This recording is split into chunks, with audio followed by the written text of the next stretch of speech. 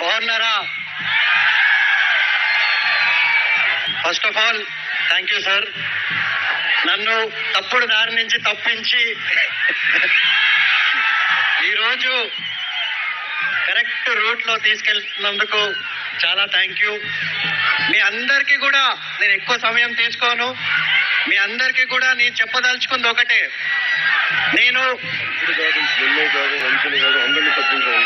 తప్పుడు దారి నుంచి నన్ను ఒక్కడినే కాదు మొత్తం రాష్ట్రాన్ని కూడా తప్పిస్తున్నారు మన పవన్ అన్న.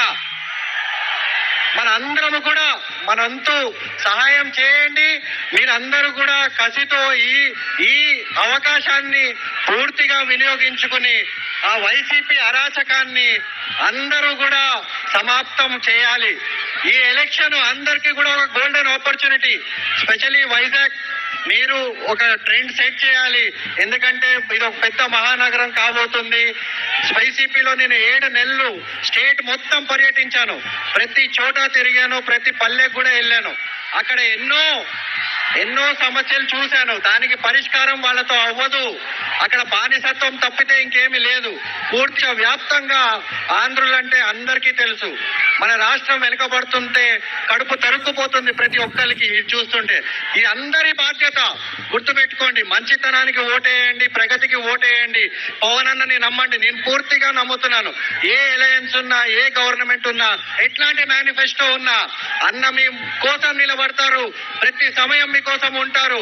కరెక్ట్ దారిలో ఈ స్టేట్ ని మొత్తాన్ని కూడా తీసుకెళ్తారని నేను నమ్ముతున్నాను. మీరందరినీ కూడా దయచేసి నమ్మి ఈ అలయన్స్ కి, గ్లాస్ గుర్తుకి, టీడీపీకి, బీజేపీకి సపోర్ట్ ఇచ్చి మన ఆంధ్ర రాష్ట్రాన్ని కాపాడమని నేను నా వంతు ప్రార్థన చేసి కోరుకుంటున్నాను. Thank you sir for this opportunity. And మీరందరూ కూడా థ్యాంక్ యూ వైజాగ్.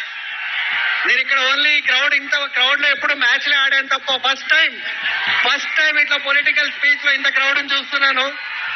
సో నేను బ్యాటింగ్ ఆడుతున్నప్పుడు కంటే ఎక్కువ గూస్ బంప్స్ ఇప్పుడు వస్తున్నాయి మీ అందరినీ చూస్తుంటే. చాలా ఉత్సాహంగా ఉంది. మన ఆంధ్ర రాష్ట్రము ఎంతో ప్రగతి బాట పడుతుందని నేను పూర్తిగా నమ్ముతున్నాను. Thank you once again.